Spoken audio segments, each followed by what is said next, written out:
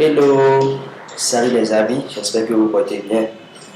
Et moi, c'est Massorel Zibo, je suis web entrepreneur et étudiant en économie appliquée statistique, j'ai 19 ans. Dans cette vidéo, nous allons parler de comment cultiver la tomate en Afrique, précisément au Bénin. Et j'aimerais vous dire que les principes sont presque les mêmes dans les pays de la sous-région, peu importe où on est, seulement qu'on tient compte des conditions climatiques, des situations géographiques et aménagements territoriaux. Donc, nous allons juste parler donc, de comment faire la culture de la tomate et donc dire comment on peut assurer cette rentabilité là dans les zones, peu importe les saisons peu importe les saisons dans laquelle nous cultivons la tomate. Alors, chers amis, c'est parti. Veuillez prêter vraiment oreille parce que nous aurons à dire beaucoup de choses, mais je vais vous converger aussi vers donc, des sources très précises qui vous permettront donc, de bien produire la tomate en toute période. Alors, chers amis, j'aimerais vous dire que la tomate au Bénin et en Afrique, c'est un légume de fruits très cultivé en Afrique et ça occupe une grande superficie. Notamment si on prend le Bénin, nous avons engravé une centaine de terres pour cultiver la tomate. Mais le problème est que nous n'avons pas les méthodes techniques, nous n'avons pas les méthodes adéquates appliquées à cette culture pour bien nous rentabiliser dans le domaine. Alors dans cette vidéo, je vais essayer d'être succinct pour expliquer comment cultiver la tomate en toute période. Alors, chers amis, j'aimerais vous dire qu'au Bénin, il y a plusieurs instituts, même en Afrique, il y a plusieurs instituts qui s'occupent donc de la gestion donc, de ces légumes, de la gestion de ces fruits-là. Ils se sont spécialisés donc, dans la rentabilité donc, de ces légumes, permettre aux populations moins informées, permettre aux spécialistes de se rentabiliser et permettre à tous les jeunes désirant travailler dans le domaine agricole de s'y intéresser et donc d'améliorer leurs compétences. Alors, chers amis, j'aimerais vous présenter rapidement la pratique de la tomate ici. Alors, comment réussir la tomate? La tomate, la production de la tomate dépend de la période, de la maîtrise de l'eau, du type de variété, de la qualité de la semence et du respect de l'itinéraire technique. Et c'est clair, parce que dès lors que vous voulez cultiver, il faut tenir compte dans les saisons dans lesquelles vous voulez cultiver. Si la saison pluvieuse, vous savez que l'arrosage sera bon dit, mais si dans la saison sèche, sachez que vous serez obligé d'arroser et de maîtriser un peu la façon d'arroser pour permettre aux plantes de se développer comme cela se doit. Alors, les amis, j'aimerais vous dire que la tomate se produit en toute saison culturelle, surtout au Bénin aussi en Afrique, pendant la grande saison pluvieuse de juin, en octobre, au nord, dans la zone nord, et d'avril à juillet dans la zone du sud. Elle se produit également en petite saison pluvieuse, c'est la saison pluvieuse qui sont de septembre à octobre au Bénin. On peut dire que c'est comme ça, même aussi dans d'autres pays, c'est toujours comme ça, seulement que les conditions climatiques changent un peu et ça anticipe un peu les saisons et c'est un peu ça. Alors la période dite de grande saison débute de octobre à janvier, généralement dans la zone du nord et dans la zone du sud de novembre à février. Alors j'aimerais vous dire que c'est bien vrai, il faut se cultiver, mais il faut vraiment se préparer pour y faire face. Donc, nous avons une variété de tomates, ça je vous le dis, nous avons une variété de tomates. Il y a des tomates qui sont résistantes, il y a des tomates qui sont non résistantes, il y a des tomates qui sont génétiquement modifiées et qui permettent donc de durer dans le temps avant son écoulement et c'est ça. Donc nous allons parler donc de ces tomates là que nous avons, d'accord, que nous disposons et qui travaillent, qui sont vraiment bons pour la culture. Les variétés, je vais vous citer tout à l'heure.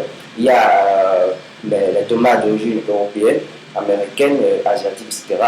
D'accord. Les plus utilisés sur le marché de semences sont les tropimèches, les potomèches, les caraïbes, les mongas, les timas, les romas, les cobras, les padma, les patinium, les togas. Essayez donc d'écrire ça quelque part, parce que c'est très intéressant, quel que soit le solution agricole que vous avez, dès lors que vous irez là-bas, vous lui listez ces champs de semences, ils sont obligés de vous montrer les graines et à vous de choisir ce qui est mieux rentable. Alors voilà, je peux vous proposer les variétés Padma, Platinum et Torgal, ce sont les plus résistants. D'accord? Ce sont les plus résistants aux bactéries et les maladies liées donc aux plantes qui sont vraiment résistants et qui permettent donc le développement donc, de certains antigènes, je peux dire, de mauvaises plantes qui freinent donc le développement de ces plantes-là. Alors, j'aimerais vous dire que la qualité de semences, dans le temps, je parle de la qualité de semences, parce que dès que vous les cultivez, vous voulez faire l'agriculture, vous voulez cultiver la tomate, il faudrait que vous ayez une bonne semence. Vous ne pouvez pas faire, vous pouvez avoir des états, mais vous ne pouvez pas aller à la rentabilité. Vous ne pouvez pas aller à la rentabilité. Donc, le principal, c'est de chercher une qualité de semence. Alors, il faut disposer de semences de bonne qualité, c'est-à-dire des semences dont le taux de germination est supérieur ou égal à 75%. D'accord? Cette dernière peut être achetée dans les instituts spécialisés dans l'agronomie. Vous pourrez aller dans les facultés du département d'agronomie, vous pouvez les trouver. D'accord? Et c'est ou bien les structures de distribution agréées, vous pouvez les trouver. D'accord? Donc, l'essentiel, c'est de les tester d'abord pour voir en les mettant dans une boîte, les germer, pour voir en leur proportion, d'accord, leur proportion au fil d'une durée donnée, peut-être pour 3 jours, dès que vous germez la graine, ça doit donner au moins une semence de 75%. Si ça ne donne pas, cela veut dire que cette semence-là n'est pas d'une bonne qualité. D'accord? Donc, nous allons continuer. Vous savez, sur la culture du tomate, il y a plusieurs étapes. D'accord? La culture du tomate, la production de tomate, il y a plusieurs étapes. Il y a l'étape pépinière et il y a la phase de plein champ. D'accord? Nous avons les deux étapes-là. Et ce sont obligatoires. On ne peut pas rater ces étapes-là. Plutôt, l'étape pépinière est très importante et je vais vous décrire ça rapidement, comment ça se fait, comment ça se passe et vous allez le voir. D'ailleurs même, il faudrait que les conditions soient d'accord? Il faudrait choisir un endroit le plus ensoleillé et le plus aéré dans votre champ et y installer votre pépinière à l'abri des vents violents. D'accord? Elle doit être le plus près possible du nom de. Si vous pouvez avoir un puits à côté, c'est bien. Ou bien si c'est à côté dans des fossés, c'est bon. Si vous n'avez pas de soute d'eau à côté, ce n'est pas grave. Vous pouvez aussi puiser de l'eau quelque part à quelques distances si vous ramenez. Essayez de faire que les plantes ne soient pas privées donc de l'eau. D'accord? Ne soient pas privées donc de l'eau. Alors, j'aimerais vous dire que après avoir cherché l'endroit là vraiment ensoleillé à l'abri du vent violent, il faudrait passer donc à l'installation, d'accord, des pépinières là, d'accord, sur un sol sablonneux, d'accord, plat et bien drainé. Le sol, ou bien le sol sur lequel vous voulez travailler, sachez que ce soit bien drainé. Sachez et croyez en vous-même que c'est riche en matière organique bien décomposée. Parce que la pépinière, il faudrait que vous installez la pépinière dans une zone que c'est rempli vraiment de matière organique pour permettre à la plante de vite se développer. Et là, c'est déjà une étape de réussite. Dès lors que à la phase pépinière, c'est bien développé, vous pouvez les planter. Et là, il peut s'adapter donc aux conditions dans lesquelles vous les mettez des hommes. D'accord? Donc, il faudrait vraiment chercher une meilleure façon de le faire. Et pour le faire, dès lors que vous faites la pépinière, vous essayez de l'installer, il faudrait passer à certaines opérations, d'accord? Il faudrait les désherber, d'accord? D'accord? Désherber la zone, ou avant de l'installer, désherber la zone avec les cocos, les raches, manuellement, si vous pouvez, si vous avez des moyens, même si vous avez des moyens, les tracteurs ne peuvent donc pas enlever tous ces déchets-là. Bon, c'est à vous donc de passer, d'accord, avec des cocos, avec des roues, et donc de nettoyer le sol avec ces genres des déchets, de plantes qui freinent encore l'évolution de notre pépinière. Alors, chers amis, après ça, après le désherbage, il faut la roue, il faut le piquetage, excusez-moi, le piquetage. Cela veut dire quoi? Ça consiste à délimiter avec les piquets des plantes de 1 mètre de largeur et de longueur, variable suivant la superficie engravée. D'accord? Dès que vous voulez faire la pépinière, il faudrait que vous essayez de limiter un sol et il faudrait que vous essayez de limiter. Alors, il faut prendre respect des mesures données, mais ça dépend donc de l'espace que vous voulez occuper. D'accord? Donc, dès que vous essayez donc, de choisir l'espace qui remplissent les conditions que j'ai citées, il faudrait que vous travaillez le sol en désherbant, faire le labour. Maintenant, il fallait faire le répicage. Le répicage, il faudrait encadrer la zone où vous voulez faire la pépinière. D'accord? Encadrer la zone. D'accord? Avec le piquet. Et après ça, il faut essayer donc de protéger votre pépinière des insectes. Pardon, et des bêtes indésirables, ça, les animaux peuvent passer. Donc, il faut les protéger. Protéger comment? Si vous avez un truc là, une moustiquaire imprégné, d'accord, vous pouvez essayer donc de les traîner, d'accord, de traîner sur votre pépinière, sur les piquets, vraiment, hein, il faudrait couvrir pour permettre, d'accord, d'éviter toutes sortes d'embouchements, toutes sortes de travers des zèbres et des insectes et d'autres animaux indésirables. Alors, je vais vous dire que c'est un peu ça, les piquetages, et si vous arrivez à réaliser ça, vous pouvez rapidement continuer. Alors, dans la vidéo prochaine, bien, dans la suite des procédures, lors des événements pratiques, je vais vous montrer en quelque sorte comment on fait, parce que dans la zone pratique, moi-même je vais commencer, d'accord, et je vais vous dire comment ça se passe là sur le terrain. Je vous montre comment nous travaillons sur le terrain, comment ces cultives-là sont faites sur le terrain. Vous verrez avec vos yeux et vous les appliquez un à un à part ce que je vous dis. Avec la présentation que je suis en train de faire dans cette vidéo, vous pouvez toutefois commencer, d'accord, à penser, à commencer par améliorer votre niveau de culture en tomates. D'accord? Donc, il y a des cultures généralement hors sol, mais ce que moi je conseille aux débutants à l'école, il ne faut pas sauter la première étape ou la deuxième étape. Essayez d'aller étape par étape. La première des choses pour vous, ce que moi je conseille, la culture sol. D'accord? La culture sol. D'accord? Essayez donc de faire la culture sol. Je ne vais pas parler donc des hors sol, tout ça là, non. Les sols, les hors-sols d'abord, travailler les sols, et dans le sol bien adapté, c'est fini. On peut faire les hors-sols. Hors-sol, la différence c'est que vous pouvez essayer de faire une planche couverte de sable, d'accord? C'est plus au sol, mais c'est vous-même qui installez le sol maintenant, en quelque sorte, et donc vous commencez par cultiver une certaine, une autre. Donc, j'ai parlé donc de la protection de cette pépinière-là, et je peux vous dire que pour favoriser donc un bon rendement au niveau de cette phase, il faudrait utiliser des matières organiques, d'accord? Utiliser des matières organiques, vous pouvez l'apporter aux matières organiques naturelles qui sont là. Vous savez, vous pouvez utiliser les terreaux, les fientes de volaille, les pousses de vache, les crottes de lapin, les digestions de petits ruminants. Donc, vous pouvez les apporter. Ce sont des matières organiques vraiment qui permettent donc le développement de cette plante-là à la phase pépinière.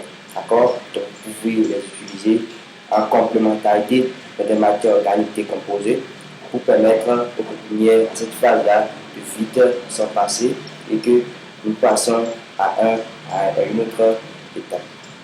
Alors, chers amis, nous allons continuer. La deuxième étape, c'est comment cultiver. Comment cultiver. Alors, pour la pépinière, ce n'est pas encore terminé. Dès que vous faites vous travaillez le sol, Après des jours, il faudrait que le sol soit humide. Et après que le sol est humide, il essaye donc de passer de tracer, disons, est-ce qu'il y a des traits, je dirais, oui, tracer des traits, d'accord, dans le sol que vous avez préparé, ça doit être un sol pas volumineux, ça va respecter donc les mesures adéquates et donc vous passez les traits à l'intérieur donc du sol là, de chaque plancher de sol. Je veux dire chaque plancher de sol parce qu'il y aura plusieurs planchers si ça dépend du sol, que ça dépend de la quantité, de l'espace que vous occupez en fait. Donc vous prenez donc un plancher maintenant du sol que vous essayez donc de passer dans des trous. Passer des trous.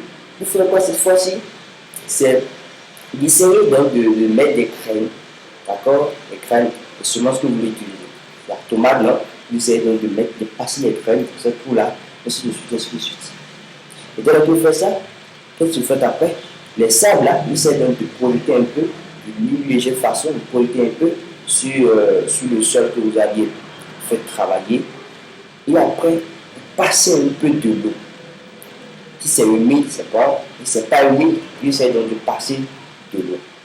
Et après ça, on passe à l'étape de paillage. Paillage, c'est-à-dire que vous cherchez des pailles et vous mettez ainsi, d'accord, pour permettre aux graines de vite se germiner. D'accord, de vite germiner, d'accord. Donc, je peux vous dire que c'est comme ça l'étape de pépinière de tomates. Et je peux vous dire que la durée de la pépinière peut varier de 25 à de 21 à 25 jours. Seulement de 21 à 25 jours, vous avez déjà une pépinière très intéressante et que vous pouvez commencer donc par enlever donc les pailles et tout ça là, vous retirez les pailles une fois, voilà, vous retirez les pailles, vous continuez vos entretiens en arrosant, ainsi de suite, tout ça là, matin et soir. Matin et soir, vous pouvez arroser matin et soir. La saison pluvieuse, évitez les arroser d'abord. Ça dépend donc de comment la pluie a été profonde. Vous essayez donc de passer l'eau. Si ça a été profond, vous laissez ça comme ça. Vous allez rester de garder votre phase de pépinière. D'accord? Alors la pépinière est maintenant prête, c'est fini. Vous pouvez vous en passer après la protection, tout. C'est fini. Vous avez terminé votre phase pépinière. J'espère que vous avez bien compris. Alors, on va parler de la deuxième étape. La deuxième étape qui consiste donc à la culture de tomates. D'accord? La culture est-ce que j'ai cultivé bien dit? La deuxième étape qui n'est rien d'autre que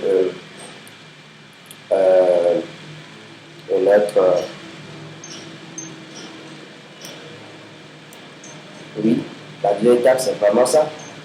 Comment passer pour la quitter la phase pépinière, il faudrait passer donc à la phase de développement de nos plantes et la phase de récolte. D'accord? Phase de récolte. Ce que j'aimerais vous dire, les plantes sont vraiment attaquées de cette zone haute. Dès lors que vous terminez la phase pépinière, d'accord? Les plantes sont vraiment attaquées d'une manière ou d'une autre. Et donc, vous essayez donc de voir dans quelle mesure essayer d'éviter ces maladies d'attaquer les tomates. Et comme maladie, il y a les flétissements bactériens, il y a les macutage, il y a les calbactériens, les poudricoles. Donc, il y a ces différentes maladies qui empêchent donc un bon rendement. Donc, pour ce faire, il faut se rapprocher de l'institut spécialisé des départements agricoles pour qu'ils vous donnent donc, des produits chimiques qui permettent donc d'éviter toutes ces maladies-là. On ne peut pas tout vous citer ici, mais je peux vous dire, dans le département agricole, il y a toujours ça. Ici au Bénin, allez à IRAB, INRAB, vous trouverez ces recettes-là et ces produits-là qui permettent donc de faire éviter aux plantes ces différentes maladies. D'accord? Donc, c'est un peu ça. Lors des ravages, il y a beaucoup de trucs là, il y a beaucoup de travaux, Donc, il faut vraiment penser à ça avant de commencer par cultiver, quand de commencer à faire l'agriculture. Parce que ce n'est pas un domaine très facile comme ça, mais c'est un domaine qui nécessite peu de concentration et que vous pouvez faire une rentabilité pour être rentable d'une façon ou d'une autre dans 2 ans, 1 an, vous êtes déjà millionnaire avec l'agriculture, surtout même la culture de la tomate.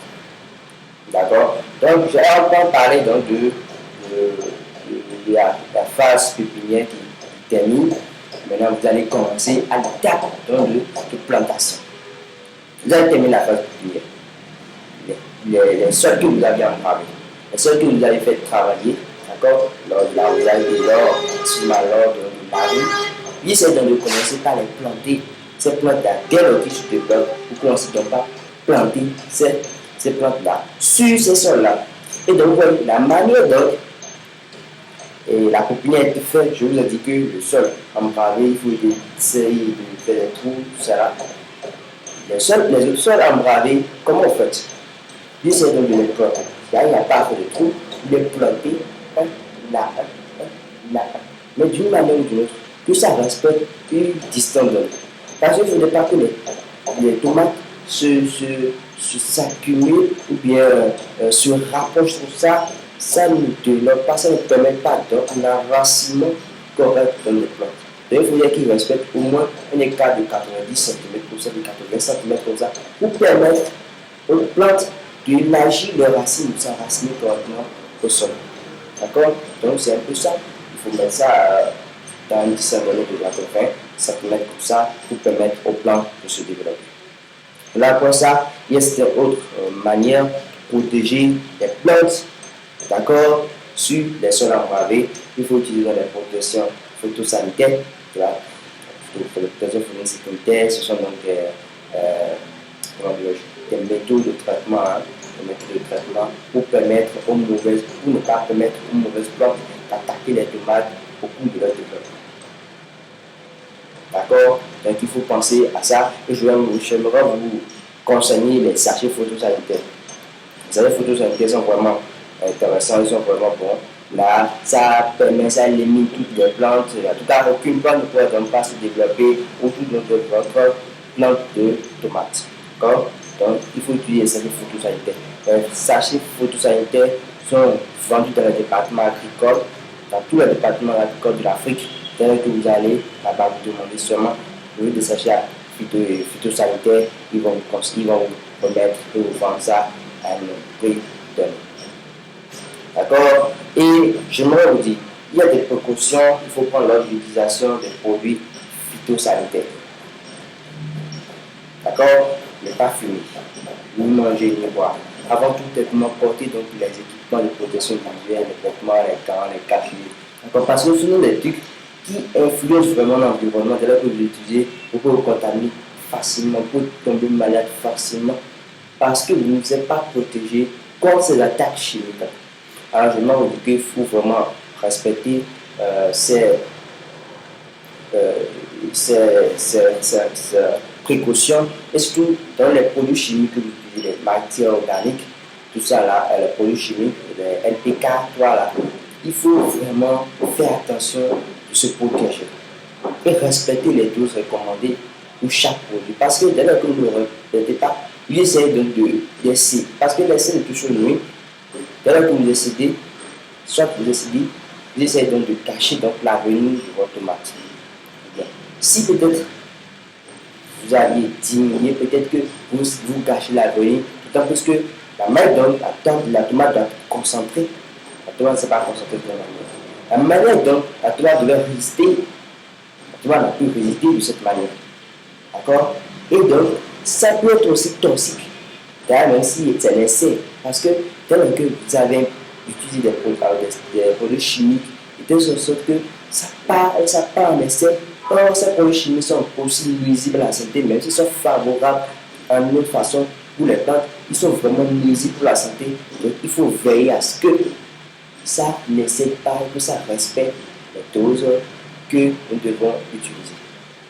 Alors, et pour ça, il faut vraiment se référer aux institutions, parce que moi, je ne suis pas spécialiste, je suis vraiment entrepreneur agricole, donc je peux toujours dire comment cultiver et comment digitaliser votre culture.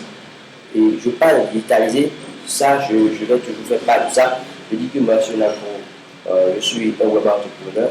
Webmaster est spécialisé dans l'agro-business. Et si je parle d'agro-business, c'est business agricole. Et donc, comment nous procédons?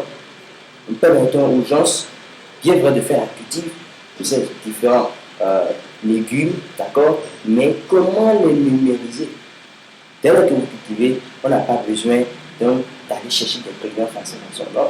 Il suffit seulement de créer votre site, il suffit seulement de créer votre page et de mettre vos produits sur différents sur ces sites-là ou sur cette page-là et publier ça. Vous avez des partenaires, vous avez des instituts que vous rapprochez de ces instituts-là, vous affiliez à des instituts, d'accord, ils vous reconnaissent, vous êtes légal. Dès que vous faites des productions, on vous envoie donc des clients, on vous envoie donc des gens pour prendre votre produit. Et aussi, là encore, donc, faites des paiements en ligne et que vous envoyez seulement les produits et tout est réglé. C'est comme ça que nous procédons. Nous ne procédons pas de façon manuelle, mais tout ce que nous faisons, c'est d'aider aussi les jeunes entrepreneurs à commencer d'abord, avant qu'on les forme, avant qu'on les initie maintenant dans comment numériser, comment digitaliser ce domaine agricole, parce que c'est un domaine vraiment délaissé par les jeunes et tout le monde veut toujours rester dans les postes élevés, dans les postes dans les troisièmes catégories d'hommes. Donc, l'agriculture du secteur primaire est vraiment utilisée, a vraiment besoin de main-d'œuvre, a vraiment besoin de personnes compétentes. Alors, c'est pour cela que ce travail se fait chaque jour pour permettre à nous les jeunes ambitieux, à nous les jeunes dynamiques de travailler les terres, trouver les bonnes semences et faire vraiment un bon rendement. Alors, nous parlons des proportions, nous allons continuer, d'accord, avec comment faire la récolte. La récolte, comment se faire, oui, ça va être très simple. Je peux vous dire, je fais un petit résumé. La phase pépinière, déterminer la phase pépinière en essayant de travailler le sol, d'accord, et en essayant de passer les graines dans les trous que vous aviez labourés, avec les paillages, tout ça. Il y a quelque chose, il y a une étape qui vous permet donc de faciliter la tâche lors des récoltes. C'est de maintenir la tomate vivante.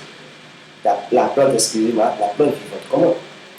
Dès que vous plantez les plantes dans les sols, sur les sols, dès que ça connaît un développement élevé, lui essaie donc de les maintenir par des bambous, des bois, bien ce que vous voulez.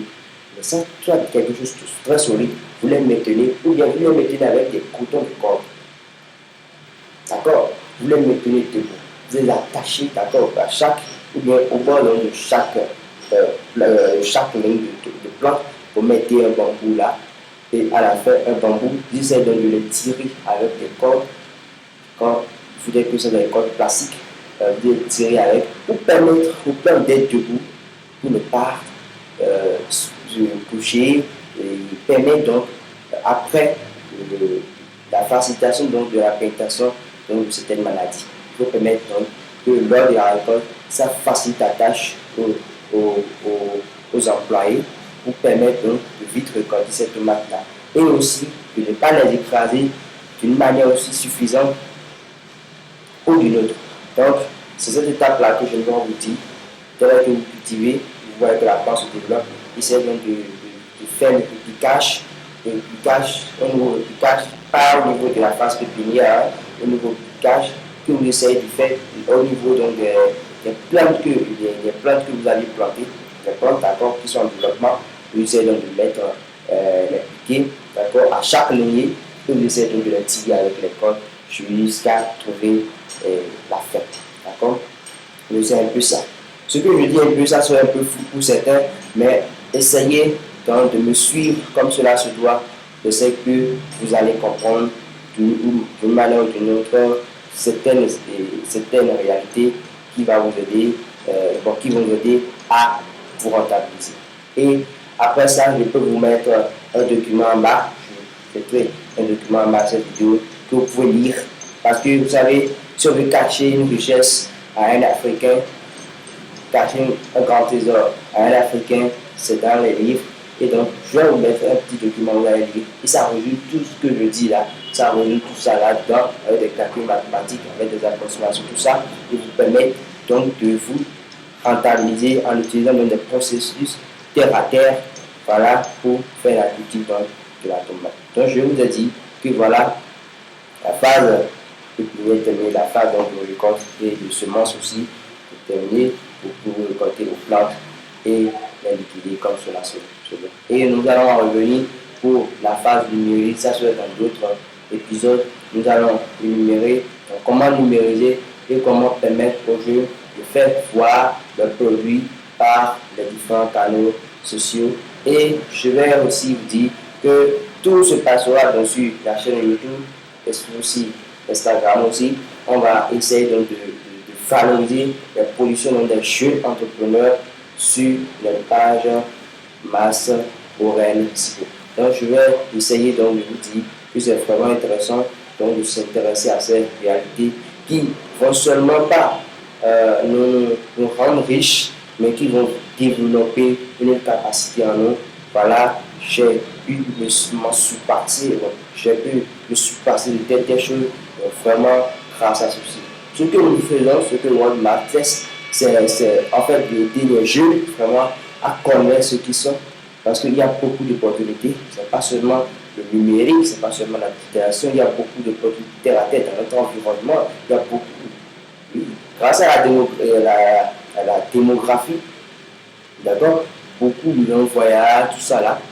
Vous savez, ça pèse sur l'économie, et donc nous n'avons pas une certaine manière de réflexion, de voir pourquoi on a été des gens qui des milieux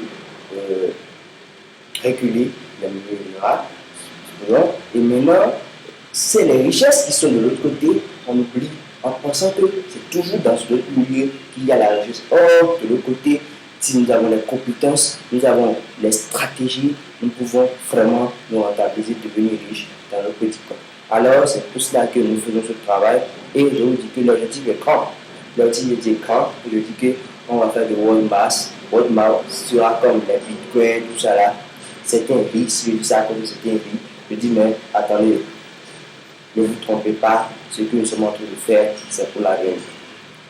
Alors, chers amis, la deuxième partie de cette présentation, c'est le calcul de rendement, le calcul économique de la production de tomates. Parce que dès que vous cultivez, il faudrait que vous fassiez un calcul pour voir combien j'ai dépensé, combien j'ai gagné, combien il me reste, combien je pourrais investir les fois à venir. D'accord? Vous voyez?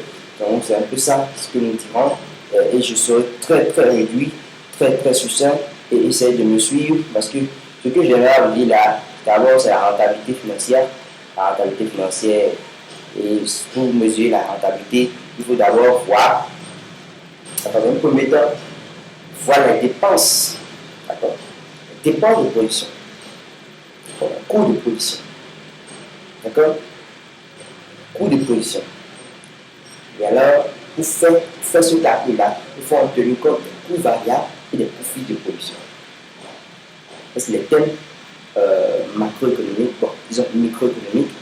Et donc, il faut vraiment faire attention à ça parce que c'est vraiment la mathématique, il ne faut pas cultiver comme les bonnes affaires, les moments forts au village. Il faudrait que vous soyez vraiment en mesure de représenter un expert à côté ou bien d'être un conseiller à l'école après ces vidéos auprès de quelqu'un qui pratique l'agriculture d'une manière ou d'une autre. D'accord? Donc, pour voir ce rendement-là, il faut d'abord s'intéresser au coût de production de votre tomate, qui n'est rien d'autre que les coûts variables ou les coûts fixes de production. D'accord? Et les coûts variables sont l'ensemble des dépenses engagées dans la main-d'œuvre et les temps utilisés dans la tomate, tout ça.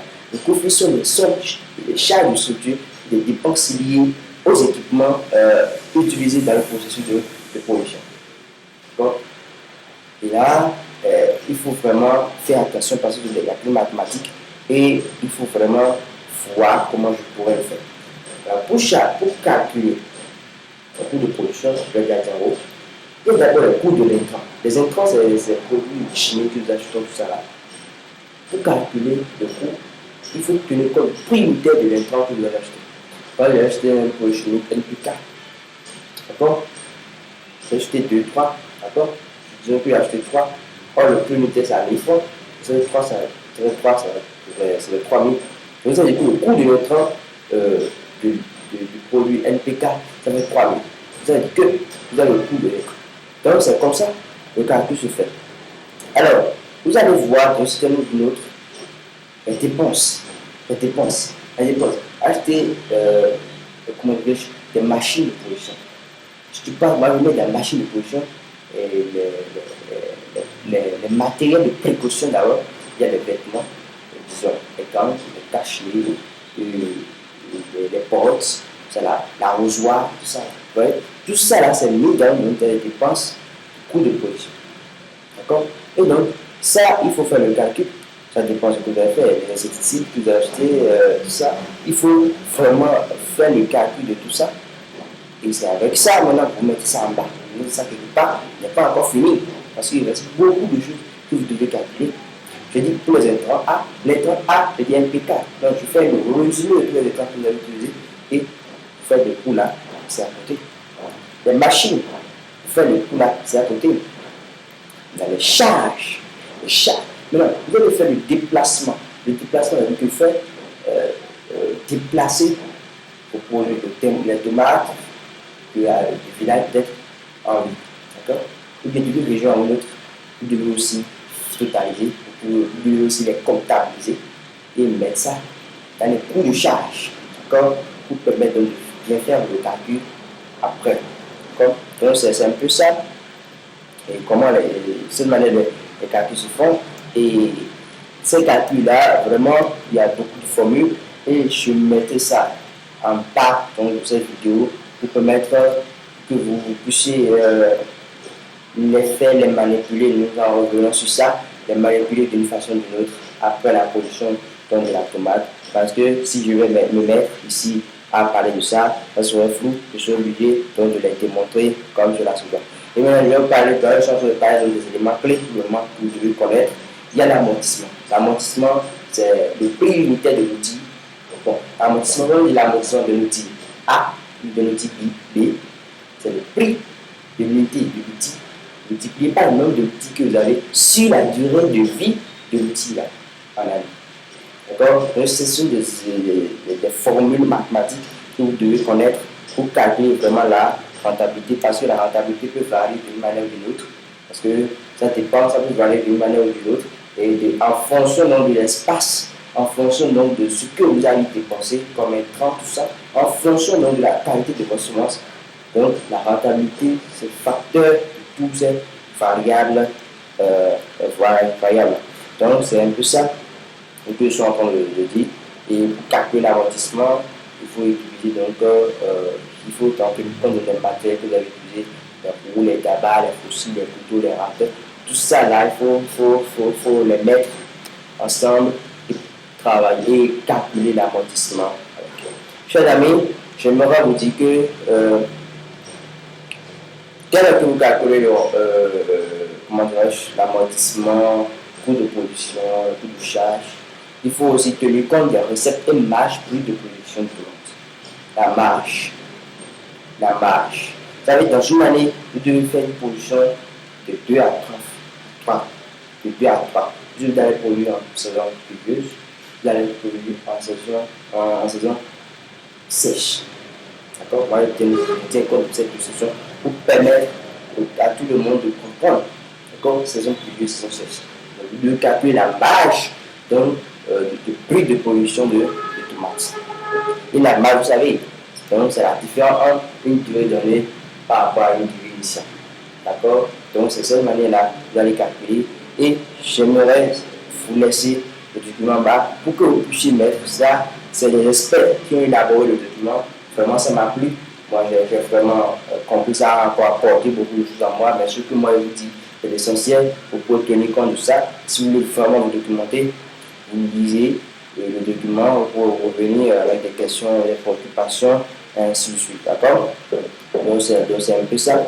Et après ça, le rendement, l'amortissement, tout ça, il faut calculer les rentabilités brutes, avec ça qui constitue.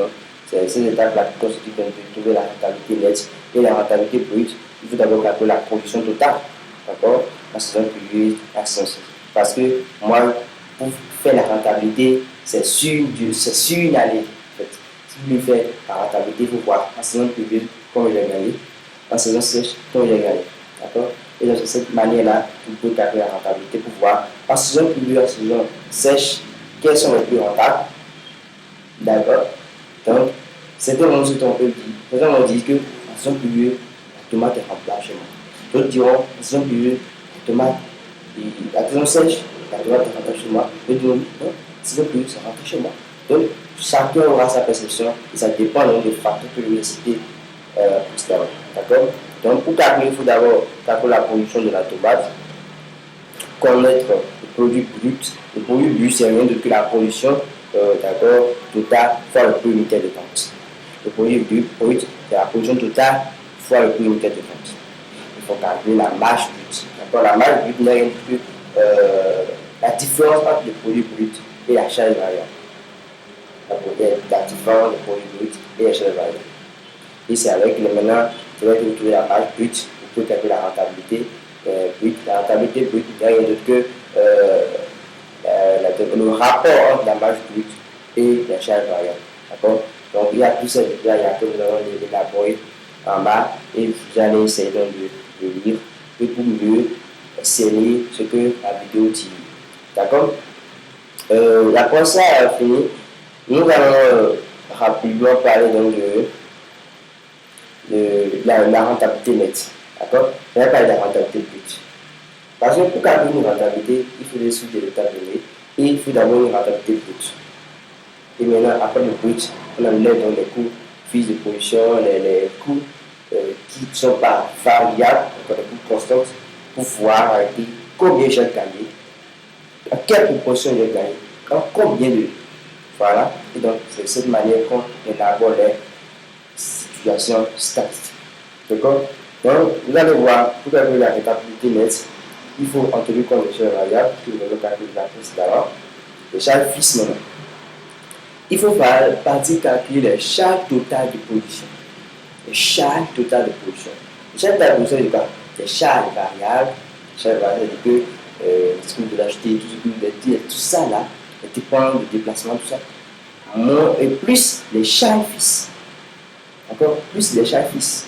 Les choses que, par exemple, les investissements et les semences, la terre, tout ça, tout ce que vous avez dépensé dans l'aménagement, dans la préparation de faire la somme de ces charges. Après ça, il y a la marge nette. Alors, on ne va pas calculer la marge brute, mais on va calculer la marge nette. Or, la marge nette n'est que la différence entre le produit brut et les charges totales de production. Et la rentabilité nette par rapport à la marge brute par rapport aux charges totales de production. De cette manière que vous pouvez calculer la rentabilité et voir comment on se fait. Alors, chers amis, je vais vous dire que la tomate est un légume très apprécié et très utilisé par la production béninoise et aussi de l'Afrique. Et c'était parfaitement dans les habitudes alimentaires, aussi bien en milieu urbain que rural, sont surtout limitées donc, par le faible rendement obtenu en production dont l'une des principales causes est la méconnaissance de pratiques appropriées et le non-respect des recommandations techniques. D'accord? Et donc, je vous dis que le présent référentiel technico-économique, ce que je vous ai présenté, d'accord, c'est quand même un guide de production, y compris des opérations culturelles, d'accord, telles que recommandées par la recherche, d'accord, et qui permet d'obtenir des rendements maximaux, d'accord, pour la tomate. Il décrit les étapes, il décrit également les étapes d'évaluation de la rentabilité financière, l'activité de production de la tomate en suivant l'itinéraire, d'accord, technique recommandée. C'est pour ça que je dis il faut tenir compte de comment respecter les produits chimiques.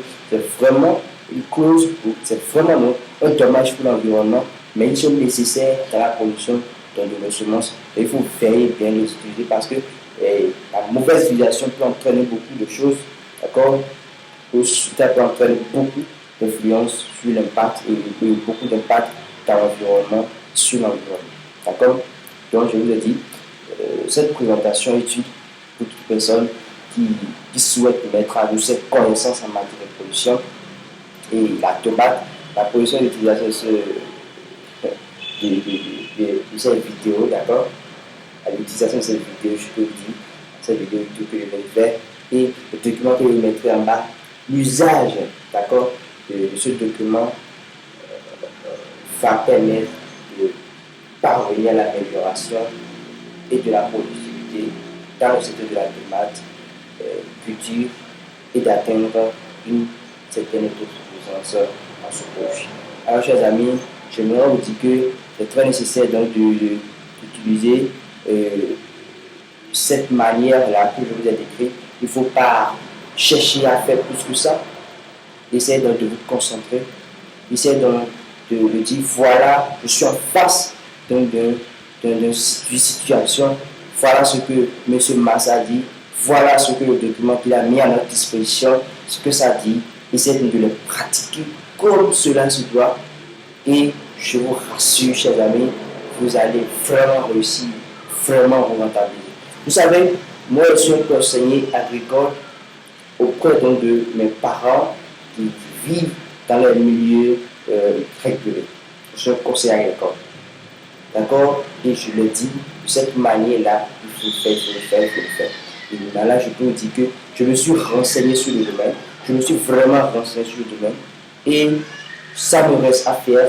Et de cette manière-là, ce que j'ai connu, ce que j'ai accumulé, je mets ça à votre disposition pour permettre à tout le monde d'entreprendre une autre en matière d'agriculture. Enfin, donc, chers amis, tenez compte vraiment et prenez acte de respecter comment la culture de tomates se fait.